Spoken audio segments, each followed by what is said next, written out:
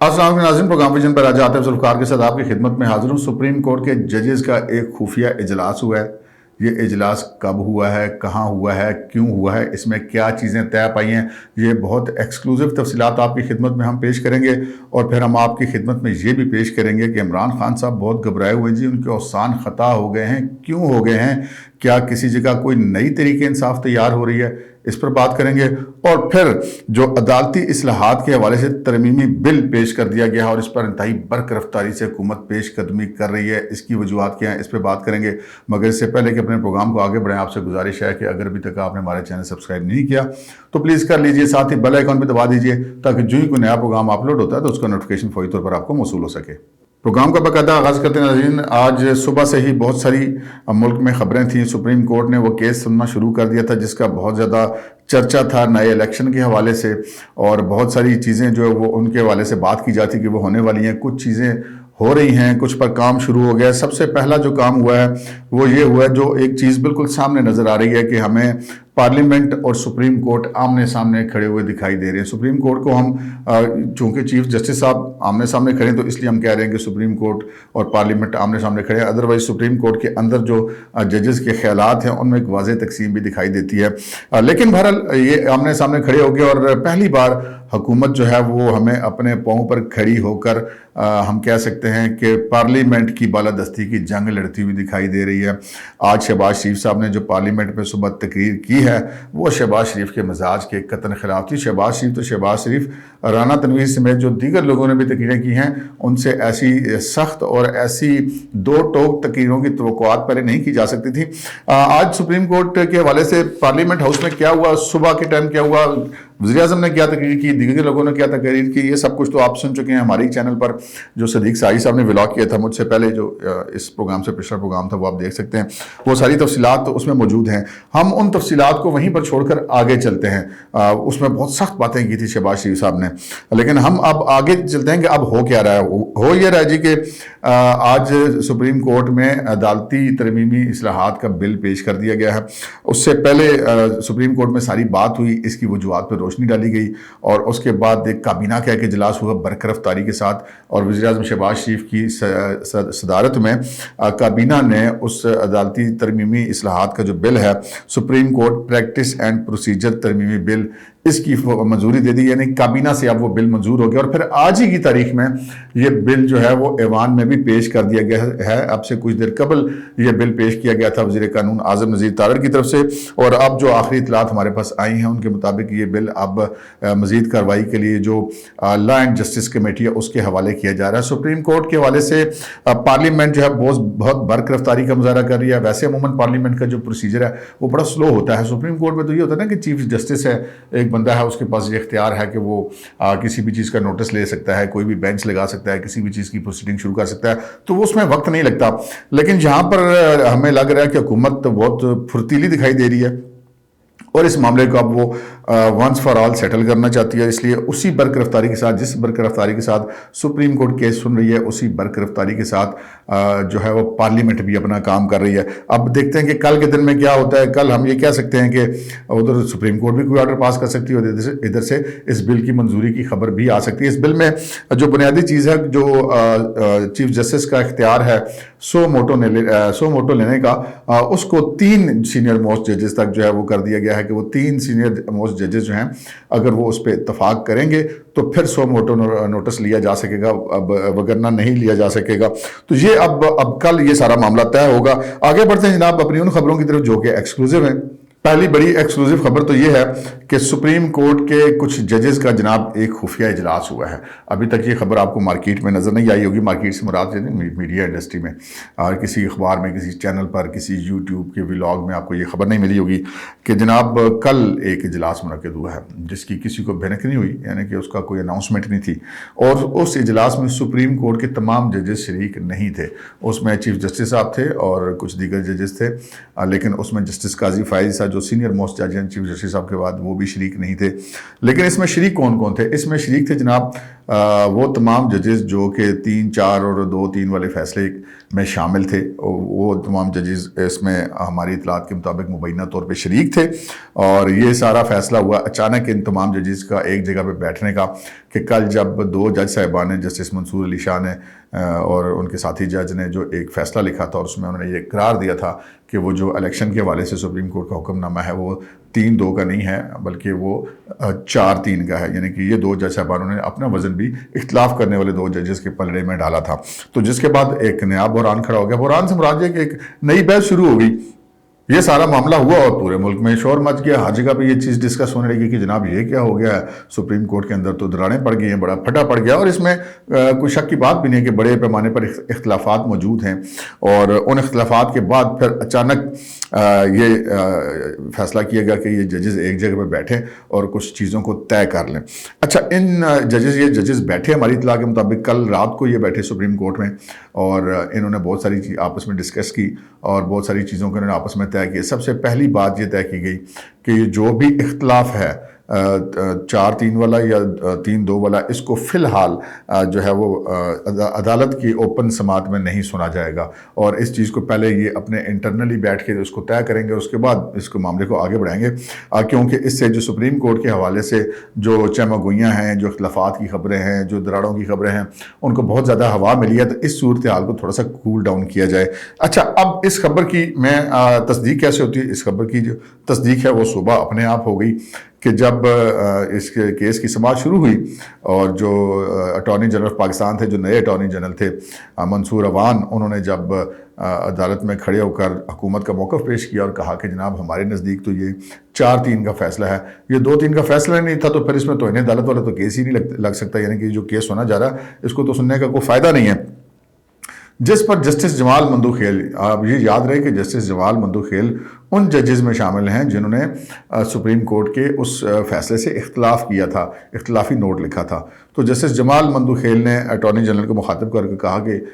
یہ انٹرنل کا ہمارا معاملہ ہے، ہم اس پہ بعد میں کر لیں گے، پہلے آپ سیدھا الیکشن کی بات پر آئیں کہ کیا الیکشن کمیشن کے پاس یہ اختیار ہے کہ وہ اس ڈیٹ کو ڈیلے کر سکتا ہے یا نہیں ہے، اس پہ بات کریں، آگے ہم پھر بعد میں بات کریں گے، جس پر جو ہے وہ chief justice of Pakistan justice Umar Ata Bandial کے چہرے پہ مسکراہٹ آ گئی، اور انہوں نے بینچ میں موجودگی میں کھلی عدالت میں اپنے ساتھی جج جسٹس جمال مندوخیل کو سراہا، ان کی تعریف کی کہ جناب آپ کی یہ انہوں نے بڑا اچھا کام کیا ہے، اور یقیناً وہ ان کے سراہنے کی وجہ یہی تھی کہ وہ ان کا یہ خیال تھا کہ شاید یہ کوئی ایسے ریمارکس پاس کر سکتے ہیں جو کہ نئے مسائل کھڑے کر دیں گے، اور جیسے کہ پہلے ہوتا رہا ہے، لیکن جب انہوں نے یہ تعریف کر دی، اور اس سے پہلے جسٹس جمال مندوخیل نے کہا کہ نہیں پہلے آپ اس پوائنٹ پہ بات کر لیں، تو اس سے جسٹس عمر عطا بندیال نے کافی ریلیف محسوس ہوا ہوگا۔ ہمارے ذرائع کا کہنا ہے کہ یہ جو ریلیف ہے، یہ جو گفتگو ہے، یہ جو جسٹس جمال مندوخیل کا سوال تھا اور جو انہوں نے بات کی تھی، یہ اس کے پیچھے وہی میٹنگ تھی جو کہ گزشتہ شب سپریم کورٹ میں مبینہ طور پہ ہوئی، اور اس میں یہ طے پایا گیا کہ جی یہ جو معاملات ہیں ہم انٹرنلی طے کر لیں گے، اور سپریم کورٹ میں جو اوپنلی ہم اس چیز کے اوپر بحث نہیں کریں گے۔ تو یہ وہ چیز تھی جو کل رات کے اجلاس میں طے پائی تھی، اور پھر آج وہ یہاں پر نظر بھی آئی۔ اب یہاں پہ کچھ سوالات پیدا ہوتے ہیں کہ اب کیا ہونے جا رہا ہے۔ اب کل کے دن میں یہاں پہ تمام فریقین کے وکلاء دلائل دیں گے، اٹارنی جنرل بھی دلائل دیں گے، پی ٹی آئی کے وکیل علی ظفر بھی دلائل دیں گے، باقی پارٹیوں کے وکیل بھی دلائل دیں گے، اور سب سے امپورٹنٹ جو دلائل ہوں گے وہ الیکشن کمیشن آف پاکستان کے وکیل کے دلائل ہوں گے۔ اس کے بعد پھر یہ سپریم کورٹ کوئی فیصلہ کرے گی کہ انہوں نے کیا حکم جاری کرنا ہے۔ اب اس میں کوئی اسپیکولیشن نہیں کی جانی چاہیے، کوئی فرض نہیں کیا جانا چاہیے، لیکن میں ایک چھوٹا سا جو ایک ہمارا تجزیہ ہے وہ ضرور میں اس میں پیش کر دیتا ہوں کہ بظاہر ایسا لگتا ہے کہ کچھ کہہ نہیں سکتے، سپریم کورٹ ہے، کل وہ کیس سننے کے بعد کیا فیصلہ کرتی ہے یہ بات کی بات ہے، اور وہ کچھ بھی حکم جاری کر سکتے ہیں، اور عدالت عظمیٰ کا حکم ہے وہ ماننا سب پر لازم ہوتا ہے۔ لیکن جو میرا یہ تجزیہ ہے اس حوالے سے، جو ہمارے ذرائع ہیں ان کا یہ کہنا ہے کہ اگر سپریم کورٹ کوئی ایسا حکم جاری کر بھی دیتی ہے الیکشن کرانے کے حوالے سے، تو حکومت جو ہے وہ اس حکم پر عمل درآمد کرانے سے معذرت کر لے گی۔ اب اس کے بعد یہ پھر اگر حکومت کی طرف سے ایسی معذرت آتی ہے تو پھر یہ ایک قانونی جنگ ایک نئے مرحلے میں داخل ہو جائے گی، اور اس کے بعد آگے بات چلے گی لیکن فی الحال صورتحال یہ ہے. اب میں نے آپ سے کل کے پروگرام میں عرض کی تھی کہ یہ سارا کچھ جو کیا جا رہا ہے اس کے پیچھے بہت سارے فیکٹرز ہیں، اور ان میں سے ایک فیکٹر جو ہے سب سے بڑا فیکٹر جو ہے خوف کا فیکٹر ہے، اور وہ خوف ہے جسٹس قاضی فائز عیسیٰ کے چیف جسٹس بننے کا. اور ان کے چیف جسٹس بننے کے بعد بہت سارے لوگوں کو اپنے لیے بہت ساری پریشانیاں نظر آ رہی ہیں، کیونکہ یہ ہم نے آپ سے کل بھی عرض کی تھی کہ وہ ایسا ہو سکتا ہے کہ وہ نہ صرف فرانزک کروائی جائے چیزوں کا، بلکہ جو آڈیوز وغیرہ ہیں، بلکہ جو فائنینشیل آڈٹ بھی ججز کا کرایا جا سکتا ہے، جس کی وجہ سے بہت سارے لوگوں کے لیے پریشانی پیدا ہو سکتی ہے. جہاں تک آڈیوز کی فرانزک آڈٹ کرانے کا تعلق ہے تو آج شہباز شریف وزیر اعظم نے بھی اپنی تقریر میں کہا ہے، مطالبہ کیا ہے سپریم کورٹ کے چیف جسٹس سے کہ جناب یہ آپ کے جج صاحبان کے حوالے سے یہ الزامات ہیں تو آپ ان کا فرانزک آڈٹ کروائیں. ویسے سپریم کورٹ کے چیف جسٹس صاحب کراتے ہیں یا نہیں کراتے، حکومت خود بھی کرا سکتی ہے. شہباز شریف صاحب چاہیں تو ان کے فرانزک آڈٹ کرا کے آج خود بھی ان کی رپورٹ جو ہے وہ سپریم کورٹ میں پیش کر سکتے ہیں، ان کے وکیل جو اٹارنی جنرل جو بھی ہے. تو یہ جناب ایک خفیہ اجلاس ہوا تھا، تو یہ ایک ایکسکلوزیو خبر تھی، ہم نے آپ کے ساتھ شیئر کی. اچھا، اب آگے کی خبر آپ کے ساتھ شیئر کرتے ہیں. جناب عمران خان صاحب بڑے گھبرائے ہوئے ہیں، اور عمران صاحب کیوں گھبرائے ہوئے ہیں یہ اس کا آپ اندازہ ان کے ایک تازہ بیان سے لگا سکتے ہیں جو آپ سے تھوڑی دیر پہلے انہوں نے جاری کیا. اس میں مطلب مایوسی اور گھبراہٹ جو ہے وہ بہت زیادہ نمایاں دکھائی دیتی ہے. عمران خان صاحب نے اس میں یہ کہا کہ جناب وہ تمام سیاسی جماعتوں سے بات کرنے کے لیے تیار ہیں اور وہ ہر قسم کی اے پی سی میں بیٹھنے کے لیے تیار ہیں. اب یہ بڑی امپورٹنٹ بات ہے، وہ بندہ جو کہتا ہے میں چوروں ڈاکوؤں کے ساتھ نہیں بیٹھوں گا، وہ قومی سلامتی کا کوئی معاملہ ہوتا تھا وہاں پہ بھی ان پارٹیوں کے ساتھ بیٹھنے کے لیے تیار نہیں ہوتے تھے، اور کہاں آج وہ منتوں ترلوں پر آ گئے کہ جناب میں ہر ایک کے ساتھ بیٹھنے کے لیے تیار ہوں. تو یہ بات اتنی سادہ نہیں ہے جتنی دکھائی دے رہی ہے، اس کے پیچھے بہت سارے عوامل ہیں، بہت سارے فیکٹر. عمران خان صاحب کو بھی اس چیز کا پتہ لگ گیا ہے کہ آگے پاکستان کے مستقبل کی سیاست میں جو ان کا رول ہے وہ فی الحال تو ختم ہوتا ہوا دکھائی دے رہا ہے، اور اس کے بعد اگر آیا بھی تو وہ بہت زیادہ لمیٹڈ ہوگا. تو وہ اب ایک آخری کوشش کرنا چاہتے ہیں کہ کسی طریقے سے وہ اپنے جو سیاسی مخالفین ہیں جو کہ اب معاملات دشمنی تک پہنچ چکے ہیں، جو کہ کل رانا ثناءاللہ نے کہا کہ جی عمران خان ہمیں دشمنی کی سٹیج پر لے آیا ہے، اب یا پھر ہم نہیں تو یا وہ نہیں. اگرچہ کہ اس پر انہوں نے کہا کہ جی وہ دیکھیں وزیر داخلہ قتل کی دھمکی دے رہا ہے، تو آج وزیر داخلہ نے یہ کلیئر کیا کہ جی قتل کی دھمکی نہیں، ہم سیاسی لڑائی کی بات کر رہے ہیں کہ سیاست میں یا وہ رہیں گے یا ہم رہیں گے، یعنی کہ معاملات اب پوائنٹ آف نو ریٹرن پہ پہنچ چکے ہیں. تو اب جب عمران خان صاحب ترلوں پر اترے ہیں کہ جی میں ہر اے پی سی میں بیٹھنے کے لیے تیار ہوں، تو حکومت اب ان کے ساتھ بیٹھنے کے لیے تیار نہیں ہونا، نہ ہی حکمران جماعت کی دیگر جماعتیں جو ہے حکمران اتحاد کی وہ ان کے ساتھ بیٹھنے کے لیے تیار ہیں. اب عمران خان صاحب یہ کیوں گھبرائے، اس کا پھر دوسری مثال بھی لے لیجئے. عمران خان صاحب نے آج اسی سٹیٹمنٹ کے ساتھ ان کی جو دوسری بات انہوں نے کی وہ انہوں نے یہ کی تھی کہ اگر الیکشن 90 روز کے اندر نہیں ہوتے تو پھر ملک میں قانون کا اللہ ہی حافظ ہے. تو عمران خان صاحب ویسے اپنے لیے بندہ اور کوئی بات کرتا ہے، دوسرے کے لیے کچھ اور کرتا ہے. عمران خان صاحب کی تقریریں سنو تو بڑا مزہ آتا ہے. قانون کے نیچے سب کو ہونا چاہیے، اور طاقتور کے الگ اور کمزور کے لیے الگ نہیں ہونا چاہیے. عمران خان کے خلاف درجنوں مقدمات ہیں، نظر آ رہا ہے کہ طاقتور کے لیے قانون کتنا بے بس ہے، اور عمران خان صاحب کا کچھ نہیں بگاڑ سکا ابھی تک قانون کسی بھی حوالے سے. ان کو مدد تھوک کے حساب سے ضمانتیں بھی مل رہی ہیں، ان کو راداری ضمانتیں بھی مل رہی ہیں. وہ فرد جرم عائد نہیں انہوں نے ہونے دی اپنے خلاف عدالت میں، ان کو گاڑیاں جلانی پڑی، ان کو عدالتوں میں جتھے لانے پڑے، لیکن انہوں نے قانون پر عمل درآمد نہیں ہونے دیا، وہ ٹرائل کو چلنے ہی نہیں دے رہے.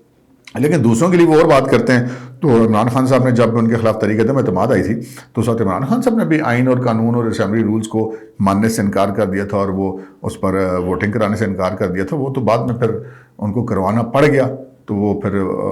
ہٹ گئے، ورنہ تو وہ اس قرارداد کو غیر آئینی کے طور پر مسترد کر کے اسمبلی بھی توڑ کے گھر چلے گئے تھے. عارف علوی صاحب نے بھی ٹھگ کر کے اسمبلی توڑی تھی. تو اس وقت بھی جناب آئین جو ہے وہ توڑا گیا تھا، لیکن اپنا وہ توڑا ہوا تو نہیں یاد ہوتا نا. دوسروں کو بندہ کہتا کہ جی اب یہ نہ ہوا تو پھر آئین ٹوٹ جائے گا. آئین اتنی کچی چیز بھی نہیں ہوتی کہ جو کسی چھوٹے چھوٹے فیصلوں سے وہ ٹوٹ جائے، لیکن آئین کی جو شکیں ان کی خلاف ورزی بہرحال نہیں ہونی چاہیے. عمران خان صاحب نے یہ جو دونوں باتیں کی ہیں، جو انہوں نے اپنے سیاسی مخالفین کو مذاکرات کی دعوت دی ہے، اور جو انہوں نے یہ کہا ہے کہ جی اب بھی اگر نہ ہوا تو پھر سمجھے ملک میں کوئی آئین اور قانون نہیں رہے گا، تو اس کے پیچھے ان کے ایک مایوسی جھلکتی ہے. ایک تو ان کو میں نے آپ سے عرض کی کہ ان کو پتہ چل گیا کہ اب آگے حالات بڑے خراب ہے، کیونکہ وہ عدالتوں سے جتنا بھی بھاگے ہیں، عدالتوں سے ان کو جتنا بھی ریلیف ملے، لیکن ہر جو ہے وہ چیز کی ایک حد ہوتی ہے، ایک انتہا ہوتی ہے. اور وہ جو عدالتی ریلیف اور عدالتی پیار، وہ سچا پیار اور بہاروں پھول برساؤ میرا محبوب آیا ہے کہ عمران خان صاحب ایسے عدالتوں میں جاتے ہیں، اس طرح کا رویہ ان کو آگے عدلیہ کی طرف سے دیکھنے کو ملتا ہے. تو وہ معاملات اب آہستہ آہستہ لمیٹڈ ہوتے جا رہے ہیں. اس چیز کا عمران خان صاحب کو بڑی شدت سے احساس ہے. اور آج جو انہوں نے یہ بات کی اس کے پیچھے 2-3 فیکٹر ہیں. ایک تو یہ فیکٹر جو میں نے آپ کو بتایا، ایک فیکٹر اور ہے، وہ فیکٹر ہے کہ جناب آج ایک اجلاس ہوا ہے جہانگیر ترین کی زیر صدارت. जहांगीर तरीन वो आदमी है जो कि इमरान खान के बाद पाकिस्तान तहरीक इंसाफ में सबसे ताकतवर तरीन आदमी समझे जाते थे, और इमरान खान साहब की हुकूमत बनाने में अगर हम ये कहें कि जनरल फैज़ के बाद अगर सबसे बड़ा किरदार था तो वो जहांगीर तरीन का था, तो इसमें कोई शक की बात नहीं है। जहांगीर तरीन का जहाज़ चला, उनका पैसा चला, उनके ताल्लुकात चले, उनका असर रसूख चला, पीछे से बैकअप उस वक्त की इस्टेब्लिशमेंट की थी, सारा कुछ हुआ। और इमरान खान साहब ने फिर जहांगीर तरीन के साथ वही किया जो इमरान खान साहब का एक रिकॉर्ड है कि अपने मोहसिनों के साथ करते हैं। देखें जनरल फैज़ की बारी कब आती है, उन्होंने भी इमरान खान साहब के साथ बड़ी नेकियां की हैं। जनरल बाजवा और जहांगीर तरीन तक सबको तो इमरान खान साहब रगड़ गए, लेकिन जहांगीर तरीन साहब जो हैं वो कहते हैं ना, मोमन एक सुराग से 2 बार नहीं डसा जा सकता। और उसके बाद अब जहांगीर तरीन साहब जो हैं वो किसी सूरत में भी इनसे बात करने के लिए तैयार नहीं है। उन्होंने अपना जो ग्रुप है, जो पंजाब के अंदर एक बहुत मौसर ग्रुप है, उसके अरकान असम्बली का एक इजलास बुलाया, वहाँ पर मीटिंग हुई और वहाँ पर कुछ फैसले हुए हैं। और वो फैसले ये हुए हैं कि जनाब एक नई पाकिस्तान तहरीक इंसाफ बनाई जाएगी, जिसको पाकिस्तान तहरीक इंसाफ नज़रियाती ग्रुप कहा जाएगा। और जब इमरान खान साहब आगे जैसा कि नज़र आ रहा है कि मुबैना तौर पे वो किसी भी एक केस में जो ही उनको सज़ा होगी या वो नाअहल होंगे तो फिर फौरी तौर पर ये एक्टिव हो जाएंगे, और जो पाकिस्तान तहरीक इंसाफ के जो कटी पतंग की तरह डोलने वाले अरकान असम्बली हैं साबिक या मौजूदा, उन सब को ये अपनी लपेट में ले लेंगे। और जब तक इमरान खान साहब उस कानूनी रगड़े से बाहर निकलेंगे उस वक्त तक जहांगीर तरीन साहब की क़यादत में एक नई तहरीक इंसाफ खड़ी हो चुकी होगी। अगरचे कि जहांगीर तरीन साहब भी नवाज शरीफ साहब की तरह मुस्तकिल ताहयात नाअहल हैं, लेकिन अगर नवाज शरीफ साहब की नाअहली ख़त्म होती है तो जहांगीर तरीन की अपने आप ख़त्म हो जाएगी। तो जहांगीर तरीन साहब खुद बेशक नाअहल हों, लेकिन वो बहरहाल एक सियासी शातिर हैं, सियासी खिलाड़ी हैं, सियासत को समझते हैं, सियासत को जानते हैं, अपने लोगों को साथ कैसे लेना है, कैसे चलना है, ये उनको पता है। उनका असर रसूख जनूबी पंजाब में बहुत ज़्यादा है और अमूमी तौर पे सेंट्रल पंजाब में भी है, और बहुत ज़्यादा उनका असर रसूख KP के अंदर भी है। KP के अंदर भी वो पाकिस्तान तहरीक इंसाफ को बड़ा डेंट डाल के जो PTI नज़रियाती होगी उसको तक़वियत पहुँचा सकते हैं। और अगर हम ये कहें कि जी कोई बेजा नहीं होगा, कि ये भी मुमकिन है कि एक वक्त आए कि पाकिस्तान तहरीक इंसाफ नज़रियाती जो है वो पुरानी तहरीक इंसाफ से ज़्यादा ताकतवर हो जाए। चलते चलते एक और बात कि अब सुबह समाअत होगी सुप्रीम कोर्ट के अंदर, तब मामलात आगे चलेंगे। लेकिन आज मरीम नवाज शरीफ साहबा ने जो एक बयान दिया कि जनाब पहले 4-3 का और 3-2 का फैसला होगा, उसके बाद मामला आगे चलेगा। देखते हैं अब सुप्रीम कोर्ट इस हवाले से क्या करती है। अब तक के लिए इतना ही, इजाज़त दीजिए, अल्लाह हाफ़िज़।